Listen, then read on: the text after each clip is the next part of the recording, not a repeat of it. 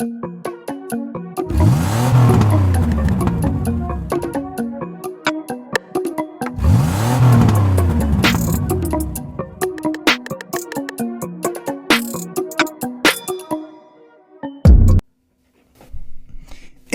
we are live. It's the Revved Up 906 podcast, a Detroit Pistons podcast to be exact. And I'm Hudson. And I'm Ryan.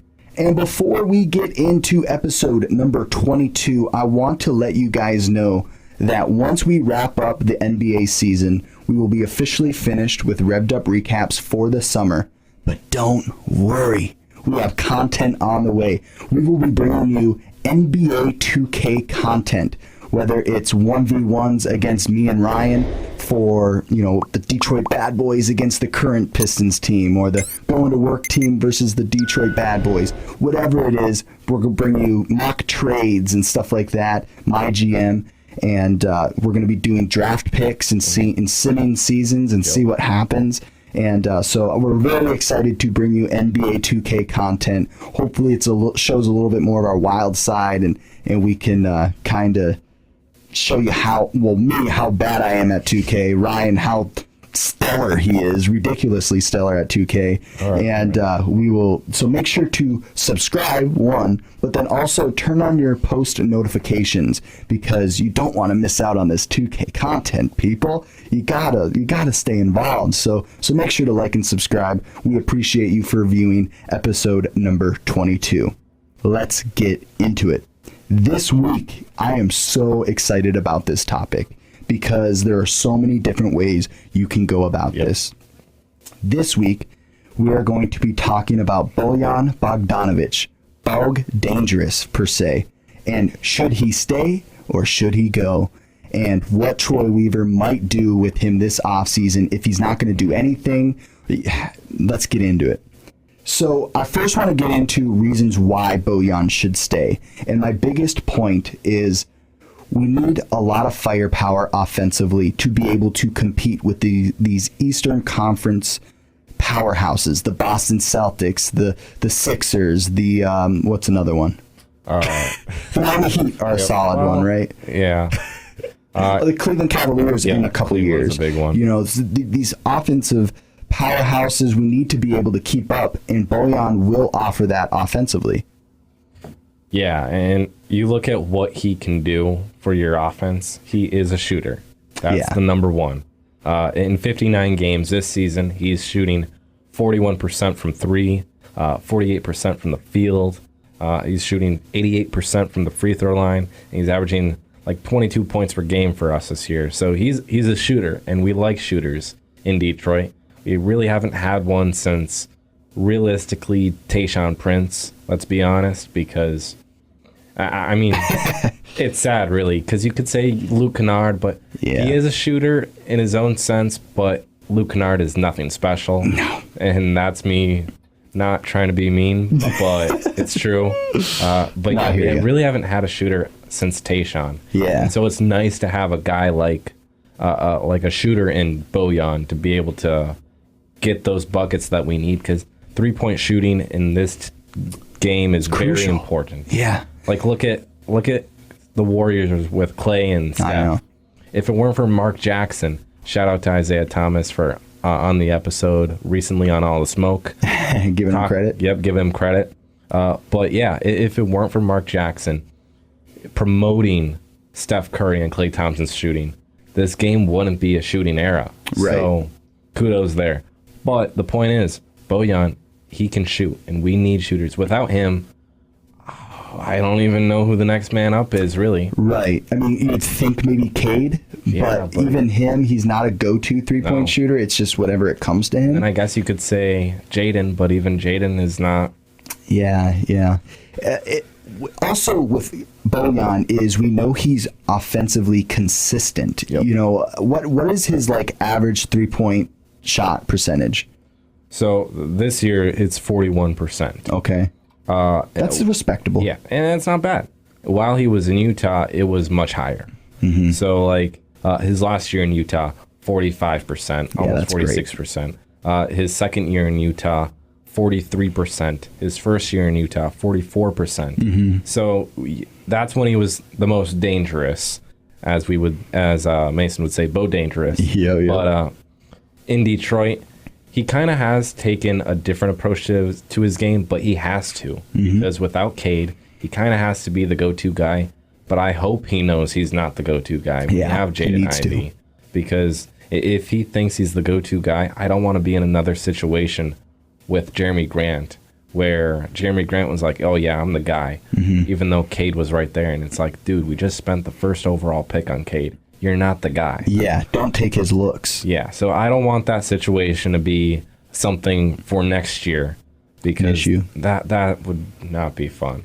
Another reason why I feel like Bojan should stay in Detroit, because of the chemistry he's built with these young guys.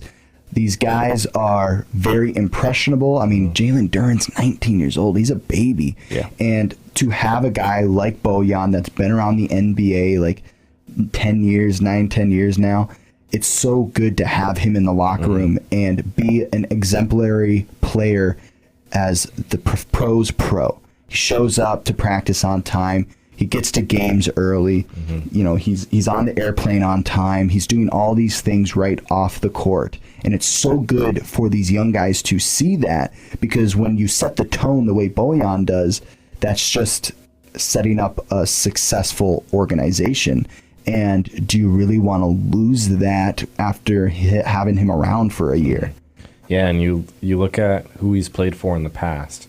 He's played with some pretty successful teams. Yeah. And the most notably recently, because let's be realistic here, nobody knew who he was when he was in Brooklyn or Washington. Yeah. Nobody paid attention to him there. Then as soon as he got to Indiana, that's when people started noticing him. Right. And with that Indiana Pacers roster, he really didn't. That team wasn't like very explosive, because that was when Victor Oladipo got into town there from OKC. So it was Darren Collison, Depot, him, Thaddeus Young, and Miles Turner. That's not an explosive starting five. No. And so he was decent there. He wasn't anything spectacular. He only spent like 2 years there. Right. And then goes to Utah. And everybody knows Bojan from Utah. Oh, yeah. That's where he made his name. Yeah. So Utah, very successful. But there's a reason why they never won a chip with that team. Yeah. And that's because, not saying that small market teams can't win, because they can. Case in point, Detroit Pistons. But Milwaukee Bucks. Yeah, just a lot of examples. But that team was nothing spectacular. Even though they had Donovan Mitchell, who is one of the best guards in the league, which we should have drafted instead of Luke Kennard. That was a fail. That one hurts. But I was also Stan Van Gundy. So, yeah. What do you expect? But besides Donovan Mitchell, they had Rudy Gobert, who's one of the better French players of all time. You have Mike Conley, who's one of the better vets of all time. Royce O'Neal's a solid role player. But they had a lot of key good players on that Utah Jazz team, but they can never win. And you could say maybe that is Bojan's fault.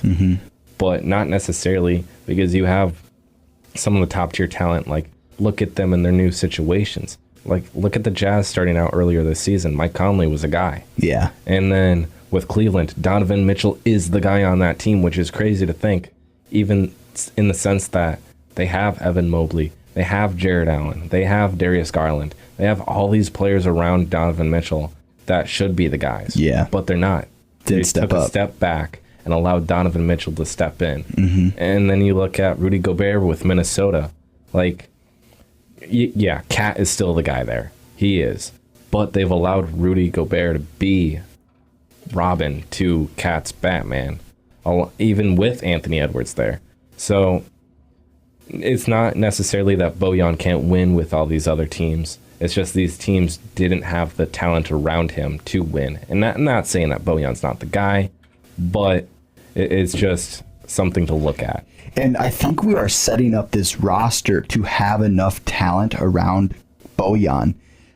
And another reason, we were talking about him taking shots away from Cade the way Jeremy did. I see him as he's getting older. You have to adapt your game. Yep. And you have to be able to, you're not physically gifted the way you were. Not that Bojan, was the most physically gifted guy. He looks like he just walked out of a pub. Yep. But he still was able to get up and down the floor quick. But if those physical traits are getting worse in older age the way they do, I see him being more a 3-and-D guy, where a guy, he just spots up and shoots, kind of like Ray Allen did when he got to the Miami Heat. We saw Ray early in his career. Now, I'm not comparing Bojan and Ray together. I just want to preface that. But Ray Allen early in his career was an offensive juggernaut from anywhere on the floor. Yep. And then we saw him excel at shooting the more and more he got in his career. And then by the time he went to Miami, the first year he was there, he could do a little bit of everything. And then second, third year, he became just a straight up juggernaut from the 3-point line. I could maybe see that happening with Bojan on this young, talented team, kind of taking a step back and being like, okay, Cade's the guy. Jaden needs his shots. He needs 20 shots up a game. Jalen Duren, strong in the paint. I don't need to guard the paint even though I'm 6'8". I'm going to stay at my 3-point line in my comfy little spot, and I'm going to wait for Cade to pass me the ball, and I'm going to get my threes up. And then I could see everything kind of falling in line with him. Yeah, I hope that's the case, because if it is, I can't imagine just the potential of a lineup with him just being the guy that's the shooter in it. Yeah. Because if you look at Utah, going back there, he was a shooter in the lineup. He was still able to do his thing offensively, but he was mainly a shooter. Like Donovan Mitchell would just drive and then kick it out to him. Yeah. And that's what I want to see in Detroit. Because this season, he's had to adjust because Cade hasn't been healthy. A ton of our guys haven't been healthy. So he's had to adjust into a bigger role than he's ever played. But I hope this big role, he's realizing that, okay, these guys are coming back next year. I need to take a step back and allow them to do their thing. Because if he doesn't allow that, it's going to be in a tight position for Weaver, because it's going to be like, let's move on from him. Because that's what he had to do with Jeremy Grant, because Jeremy Grant was like, I'm the guy. Yeah. You need me. And then all of a sudden, boom, he's gone, goes to Portland. There's a reason for that. Right. And so I hope, because Bojan is one of the better 3-point shooters in the league right now. For sure. By far. It's not even close. But my only negative side is him becoming Jeremy. Yeah, and we didn't really get to see much of that this season with Cade only playing 12 games. So, who knows what we would have seen, previous of the All-Star break if they were playing together. Maybe, we wouldn't have looked at Bojan so fondly. Maybe we would have been like, get this guy out of Detroit. He doesn't belong in the 3-1-3. He belongs Denver, whatever, so on and so forth. I want to have one last reason on why he should stay, and I want to hit on this, is, I just mentioned the fan base rallied behind him at points during this season, and he was really a positive, during recaps, sometimes there's a lot more negatives than positives, but Bojan, rather than not, was able to give us a lot of positives, so we looked very fondly towards him, and I don't know if you should trade away a guy that is looked upon so fondly by a fan base. Yeah, it's kind of like you look at the big trades from this year in all Detroit sports, really. So you for the Lions, you lose T.J. Hawkinson in the trade. Right. That's a key guy. The Red Wings there, you would trade away Bertuzzi. Yep. That's a big guy. Yep. Pistons, you trade away Sadiq. That's a big guy. Yep. These guys are all fan favorites.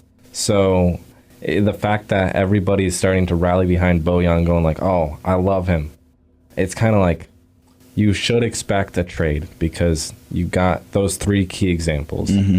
But you just never know when it's going to happen. And sometimes it works out. Those 3 guys, it just didn't work out. Were they great in their own sense? Yes. Yeah. Were they great for the city? Yes. But it's a business at the end of the day, and if something's not working out, you got to move on from him. But I want Bojan to work because he's one of those guys where it's like we saw that trade appear in the offseason. I'm like, holy crap, we just traded for Bojan. That's actually a big trade. And we gave up nothing pretty much. Now, I do love Saban Lee. I do love him. I do love Kelly Olynyk. Agreed.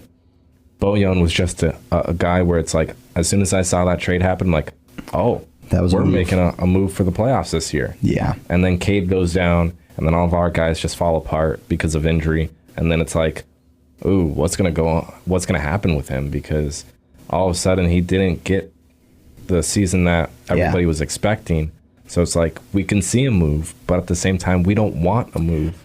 Also, to that point, when we traded for Bojan, and Bojan was so happy to come to Detroit, he was looking at a very different team that he ended up with throughout this season. You know, he was expecting to come from one playoff team to another borderline playoff team, and that was absolutely derailed. Who knows if he actually wants to be in Detroit anymore? I don't know. You know, that's a point to be made. Yeah, and he did sign that contract extension. That's true. And that wasn't that long ago, so it could be more of the sense like, oh yeah, I'm committed to Detroit. I want to play this out, see what happens, because I think he's seen that this roster is very talented. Yeah, you can't deny that. The potential is there. And the fact that you add in James Wiseman, second overall pick, who still has a very high ceiling, and Killian's starting to come into his own, and all these guys are coming together, and it's still by far one of the youngest rosters in the league. Yeah. And then and to the point, you also have a very high draft pick coming this offseason. Yep. And then, not to say that Weaver wouldn't make a move to get a couple more picks in for this year's draft. Who knows what's going to happen there. But just the potential around this team, Bojan, I'm sure this is how he thinks of the team is, I want to be here. Because this team, they need me. They need my shooting. They need my offensive playmaking. Without me, they don't necessarily have that. They have Alec Burks. But even there, we don't have a shooter, and I'm the shooter. So if I'm him, I'm going, I want to be in Detroit. With Bojan, too, he could look at it as, they're going to get me a championship before I retire. Yeah. That's how I'm going to end my legacy, is I'm going to buy into these guys for 4 to 5 years, and right before I retire, chip. And then I can go out and be happy and go and swim in Barbados for the rest of it. Yeah, you know? I think he got used to him getting moved so often, because Brooklyn moved on from him fast to Washington. Washington, he wasn't even there for pretty much 2 years. Gets moved, goes to Indiana, is there for 2 years, then gets moved again, and is in Utah for 3. And that's where he really felt like he was at home. But then this offseason, you saw Donovan Mitchell get moved, which was a big trade, into a division rival, of course. But then Rudy Gobert gets moved, and then Bojan's sitting there going like, I'm getting moved. I just don't know when or where, but I'm getting moved. And then he gets moved to Detroit. And I think, honestly, for him, he probably got the best opportunity out of all of them. Yeah. Because Rudy Gobert, Minnesota, I love the Timberwolves, but they're not going to win. It's going to take a minute. And then they'll be good in 3 years. Cleveland is always going to be good, now at least, post LeBron. They're always going to be good now, but I see them being like the Utah Jazz. I see them being a good quality team, but can never get it done. Especially over the Celtics and stuff like that. But then the Pistons, you look at our roster, everybody's starting to come together, and then everybody comes back next year with potentially Victor Wembanyama, which would be huge. Yep. If not him, Brandon Miller. Yep. But you have all these opportunities and all these key guys coming back. I can't imagine what Bojan's thinking right now other than, I'm excited for next year. So we've covered why Bojan might want to stay, why he should stay. So Troy Weaver, if you're watching this, take it for what it is, what we just covered. But now we got to get into reasons why we could trade him or why he should go. I want to make reference to this. Earlier this week, Troy Weaver wrote a letter to the fans of Detroit, and I want to take out a quote. Quote, "We've been positioned ourselves for another high draft choice in this year's draft. We have a favorable salary cap position, and will continue to talk with teams and evaluate trade opportunities as they present themselves." End quote. Troy Weaver is pretty much saying that I would assume, except these core main guys, everybody is getting evaluated, and he's talking about teams with specific names. And if there's any interest, and I'm assuming Bojan is one of those names amongst probably 7 others. But a point and a question I want to ask is, could you see him getting moved just simply because he's worth the most he'll probably ever be in his career? Like, we can probably get the most out of him right now than we could maybe 2 years from now? Yeah, this is probably the prime time to trade him, because let's say he stays on our roster and he becomes overshadowed by our pick this offseason. And then it's like the whole Sadiq situation all over again, except Bojan is Sadiq. And I don't, because Sadiq, he was a crucial piece in the James Wiseman trade, because honestly, he wouldn't have made that trade possible otherwise. But even Sadiq with a low-end stat line this year was able to get moved, but that's because he was also younger, where Bojan is sitting at 33 years old right now, going to be 34 next year. That's old in the NBA. Yep, it is. And then if you're also having a down year on top of that, the most you'll get out of it is probably like a second-round pick. Yeah. So this offseason, the time to move him would be now. And he's playing, I mean, he scored 22 points a game this season. Yep. 41% from the three-point line. I'm not sure what from the field. From the field, it was 48%. So, I mean, those are good statistics, especially if you're a contending team right now. And say you're in a good position like the Memphis Grizzlies, for example. And they're ahead of schedule as far as the rebuild. Like, John Morant panned out. They got Steven Adams. Dylan Brooks panned out. Jaren Jackson, he made it work. He's playing great. And say they have a couple draft picks, first-round draft picks coming up. And they're like, we know we're going to get 22 points out of Bojan. Yes, we're going to have to control how much he shoots, but we can do that with coaching. Let's make this move. And each day he's only getting older. And yes, 33 isn't too old, but in the NBA and with his stature and his play style, he's only going to slow down. He's already kind of slow. We see him do those lazy fouls just because he can is really, really what it seems like from him. So I think right now, as far as if you're going to trade him, don't do it 3 years from now. Because if you do it 3 years from now, he'll be worthless. It'll be worthless. It'll be a late second round if we're lucky. So if you're going to do it, Troy Weaver, do it now. Get us a late first-round pick. Maybe get us in the 20s, something like that. And then maybe a bench guy on the side to send down to the G League or cut. But in the end, he's got a fat contract right now. And we're paying him $66 million over 4 years. And that's a lot, especially when, like Troy Weaver said, we have a good amount of cap money right now to spend on a free agent. Why not just buff that up a little bit? Make it a little bit thicker. And go after someone bigger. And dump that cash away, pay Bojan whatever we got to pay him as far as flat out when we trade him. Just slice off that piece of the pie, send it to Bojan, send him to wherever. If you're going to trade him, do it now, because I just don't see it working out for us in the end 3 years from now. If he or a year from now, say it's the end of next season, or previous to the next season's trade deadline, he's not panning out. He's messing with Cade's game. He's jumbling and messing up our offense. Don't do it before next year's trade deadline. Do it this offseason if you're going to do it. Now, I will say it is unfair to him and Weaver in the sense that Weaver wasn't able to see really what it would have looked like with Cade and everybody with Bojan. But I honestly wouldn't be shocked if there was a trade, because the perfect time is now. And you look at the standings right now in the NBA, and you look at the younger teams that are needing vet presence. The Brooklyn Nets are one where you're going like, you got Mikal Bridges and Cam Johnson in the Kevin Durant trade. And then you got Dorian Finney-Smith in the Kyrie trade. And you got some good guys there. But you still don't have a lot of vet presence that can take you over the hump. Because Brooklyn is sitting at the 6th in the East right now. That is really high given the fact that they don't have Kevin Durant or Kyrie. Kyrie's overrated. But given the fact they don't have Kevin Durant. And they're sitting there. They're 43 and 35 right now. By far one of the youngest teams in the league. And that'd be a team where I'm like, I could see Bojan going back to Brooklyn. Right. The Miami Heat, they're younger, but they're older at the same time. I don't see them making a move because they have some very similar guys to Bojan and like a Duncan Robinson as an example, who is younger.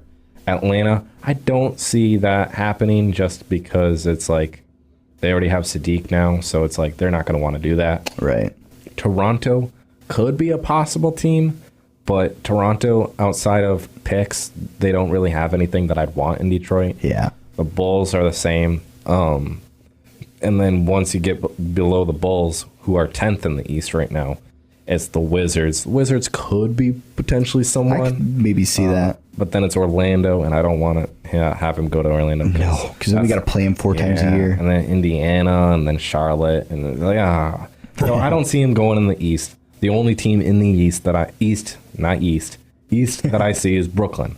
Okay. But then you go to the Western Conference. Grizzlies are a great option. Yeah. Because they're sitting second in the West right now, 49-29. And so, wow, that's a good record. They don't have a lot of vets on that team outside of Steven Adams and Danny Green. Also, did you know that Steven Adams is only 28 years old? Only 28. That is incredible. I thought he was Bojan, like older than Bojan, maybe 34. Yeah. I was shocked. I just saw that on Instagram. Sorry, I interrupted. No, it's all good because it's a key example of like he has the vet experience, but he is younger still. Yeah. But Memphis would be a perfect place for Bojan. And then if not Memphis, look at Sacramento as an example. Yep. Because they're still younger. And imagine Domantas Sabonis next to Bojan Bogdanovic. That'd be pretty dangerous. You go look at Phoenix. Now, I will say this about Phoenix. Devin Booker has been wearing a lot of Detroit hats lately. He has. He wore a Pistons hat, which is odd given that he plays for the Phoenix Suns. Just throwing it out I there. know. That is odd. I know he's a Grand Rapids native, but that's still weird. And then or a Red Wings hat, which that's fine, but the Pistons hat was a little odd. It was. I personally love it because 1, I love conspiracies. 2, I want him so bad. Also, Devin Booker can play the 3 because he is a 3. He's just smaller on that side, but he could play the 3. Yeah. And so, like, let's say we don't get the first overall pick to get Wembanyama. You could throw... Now, the Suns are going to want a lot for Devin Booker. Yeah, he might even have a franchise tag. Yeah. I don't know. But you could potentially throw in our high pick with Bojan for Devin Booker, and I'd be fine with that because Devin Booker is a baller. I think we'd have to be a couple things. I think it'd be like Isaiah Stewart, Bojan, our draft pick. If we fell to like the 3rd or 4th overall pick, there's not really, because outside of Brandon Miller and Victor Wembanyama, it's like a very steep slope, and it's a big drop off before somebody else is actually considerably on that level. Yeah. And so just maybe like Bojan that pick, let's say it's 5th overall, Bojan that 5th overall pick, and like Isaiah Livers and like some extra 2nd round picks for Devin Booker. I could see that happening because honestly, I'm sure Devin Booker wants to come home. But also, like, imagine a lineup of Cade, Ivy, Booker, James Wiseman, and Jalen Duren. You're not going to beat that. Oh, dude, good luck. Even if our lineup was Victor Wembanyama instead of Devin Booker at the 3, who's going to stop that? The point is, the trade, if there is a trade this offseason, we're trading for a 3. We saw Devin Booker warm up previous to the Pistons versus Phoenix Suns matchup. He looked real comfortable in Little Caesars. He was walking around like he owned the place. You know, he looked very comfy in that arena. And why can't we make it a reality? Yeah, and Weaver was talking about potentially making some trades this offseason. And he made mention about all our cap space. Yep, and that cap space has more than enough space for Devin Booker. Yeah. Devin Booker has been wearing a ton of Detroit hats lately, it's just weird getting like, okay, I get it because you're from Michigan, you got to rep your state a little bit, but you're wearing a Pistons hat at a Phoenix Suns press conference. That's odd. And then the Red Wings hat, yeah, that's normal. But then you also they have the Arizona Coyotes. So it's like they have hockey there. They have, obviously, basketball there because he plays for the Suns. but like, he's wearing these hats of these teams, and it's like, but you could be wearing a Arizona Coyotes hat, or you could be wearing a Phoenix Suns hat because it's the team you play for. We don't see Cade Cunningham wearing a bunch of stuff from, where's he from again? Isn't it Texas? Yeah, I think so. We don't see him repping other states. No. You don't see. I mean, you do see LeBron repping like the Buckeyes and stuff like that. Well, that's different. And he played in Cleveland for several years. The difference there is he didn't go to college, so he kind of has the liberty to wear whatever he wants. Yeah. And plus, you're not going to tell LeBron he can't wear that because it's LeBron. Yeah. And he's the king. So you're not going to say like, hey, you can't wear that, LeBron. What are you doing? Yeah. But where Devin Booker, and he's worn Red Wings jerseys to their games. It's like, I just think it's weird, honestly. And honestly, he's probably going like, yeah, we did get Kevin Durant. He is one of the greatest NBA players to ever walk this earth. And we have Chris Paul, who is one of the greatest point guards ever. But you look at their roster, moving Cam Johnson and moving Mikal Bridges, who were two crucial pieces. And friends of his. Yeah. You look at that roster, they're old and almost outdated. He's probably the youngest outside of DeAndre Ayton. Mm-hmm. And so it's like, if we didn't win a championship against Milwaukee when we had a clear opportunity to, it might not happen. And he sees Detroit and is going like, he's licking his lips and he's going, oh my goodness. Yeah. I want to go to Detroit. Mm-hmm. Cade Cunningham, Jaden Ivey, Jalen Duren, James Wiseman. The list goes on. Yep. And honestly, if given the fact that Bojan is in a prime trade candidate situation right now, because he's still younger, but I could see that trade happening because obviously Phoenix is going to want a high-end player in return for Devin Booker because they're not going to just trade him away for assets. Mm-hmm. That's not going to happen. Right. So Bojan is the kind of guy who would get thrown into that because he is a high-end player.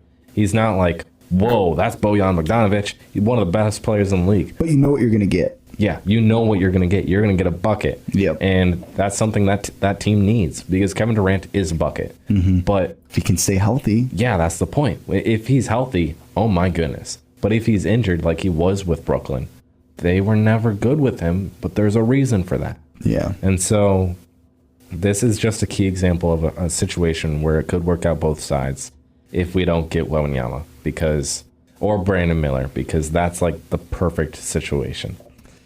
Yeah, so you would trade away Victor Wembanyama for D-Book? Oh, no. Okay. I'm not saying that. So you're saying... I'm saying if we don't get the first overall pick, the second overall pick, or if Brandon Miller is still at 3, we're taking Brandon Miller. But if he's not at 3 and it's Scoot Henderson... I think the only guy... I think if we have the second pick and we know it's going to be Brandon Miller... I say go with D-Book, to be honest. I think Victor is the only guy I wouldn't trade.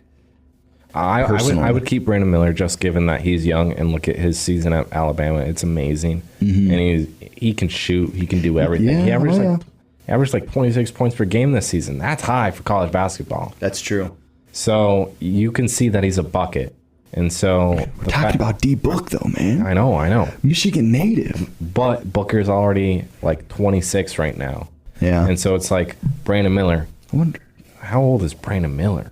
Oh, dude, I bet he's 19. I want to confirm how old Brandon Miller is 20 years old. So he still has a very high ceiling given his age. Devin Booker is indeed 26. Yeah. So would you rather have a guy who's 26 or 20? I'd rather have a guy who's 20. And the fact that Brandon Miller is doing what he's done at Alabama. Granted, he did fall apart in the tournament at the end. Only 9 points. He did fall apart. But that team around him is nothing special. Right. And so you put that with players like Cade Cunningham and Jaden Ivey, Jalen Duren, James Wiseman, Killian Hayes, Isaiah Stewart. That's an opportunity for him to do something. Totally. Now, my point is, though, if we fall to 3 and Brandon Miller's not there, Scoot Henderson, we don't need another guard. Nope. And after don't want Scoot. No, I love him because I think he's going to be one of the better players in the league in the future, long future. Mm-hmm. He's going to be a good vet. But you look at everyone else underneath, and we covered some of those guys in our last episode. They are good, but they're not great. Right. And Brandon Miller and Victor Wembanyama are great. So if you're going to trade, it would have to be if Brandon Miller and Victor Wembanyama aren't available, you make that move. And if Weaver's going right now and saying like, hey, we're looking at possible trades, I'm sure Devin Booker is in the mix. Oh, he's got to be. Because just Booker just wearing all that Detroit stuff recently, and then you see Weaver saying this in his letter to us fans. It's just two little things adding together. You know, one thing too is I'm kind of hoping the Phoenix Suns get out early in the playoffs, like they get eliminated early, because then who knows what could happen this offseason. You know, we're talking about, we haven't even mentioned how Devin Booker could maybe request a trade or something to that effect. You know, that's still an opportunity too. Yeah, the Suns are 43-35. They're fourth in the West right now, so that's pretty good. But you look at all these teams around them. There's the Clippers, who are below them at 41-38. Then the Warriors. The Lakers suck, but they're still at the 7th seed. The Pelicans, the Timberwolves, the Thunder. The Mavs are, I don't know how they're there. Well, actually, I do know they're there because of Kyrie. But you throw them into the mix. Phoenix could easily lose. Let's say Kevin Durant's out and Chris Paul's out. They're done. Totally. And that's not disrespecting Devin Booker and his ability. It's just Devin Booker needs people around him. Yeah, he needs help. He needs help. Any player needs help. You can't carry a team to victory, not like Caitlin Clark can. Right, she's a beast. But yeah, so if the perfect time to trade is now. Before we wrap up today's episode, I want to ask the question. This is strictly opinion based. After all of our discussion, we've talked about the possible Devin Booker trade, you know, which is kind of out there, but it feels realistic to a sense. You know, we talked about what it would look like if Bojan did stay and how that would look. Do you see him? You can give me percentage of whether he's traded or not. What do you think? Is he traded or is he not? I think he's traded. Okay. And the reason I say that is because Weaver's coming out with this letter to us fans, pretty much saying, I will make a move. And Bojan was being talked about getting moved this season at the trade deadline and just didn't because Weaver wanted to keep him, see what he did. But he's already 33 years old. And at the end of his deal, he'll be 36, 37 years old. And that's just too old to even move somebody because nobody's going to want Bojan at that age, unless Bojan flips a switch and is LeBron James all of a sudden. Right. But it's just the time has to be now if there is a move, because even next year, if you have the possibility where he just falls off a cliff, you won't get anything for him other than a late second round pick. And if that really, if not a second round pick, it's only cash considerations, and that's not much. No. So we don't want that. I think the time is now, because you look at these teams, you look at the Memphis Grizzlies, you look at the Phoenix Suns, they just need some of these key vets to fall into place to help them. Yeah. And like, let's say the Suns just lose.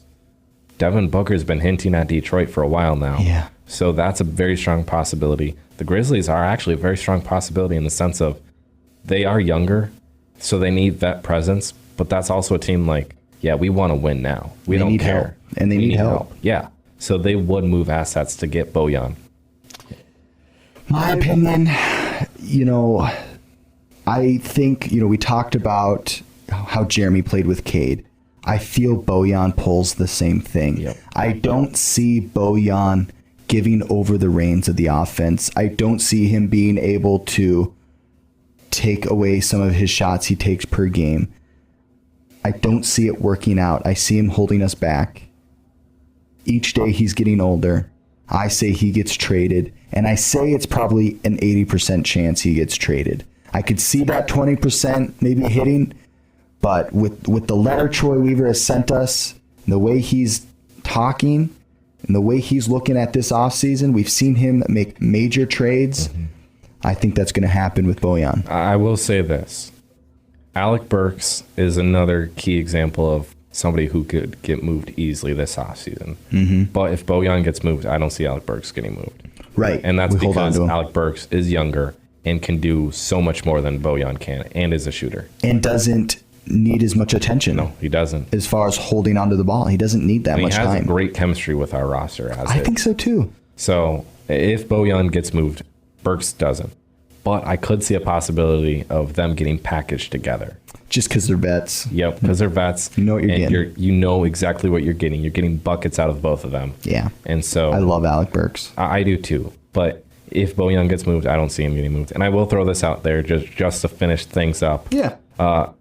So I broke down his teammate sheets season, so the starting lineups and where he played. Yeah. I didn't do Brooklyn or Washington, as I noted before, because he was irrelevant when he was playing for them. His final season in Indiana, when he was in the lineup, they went 23-9.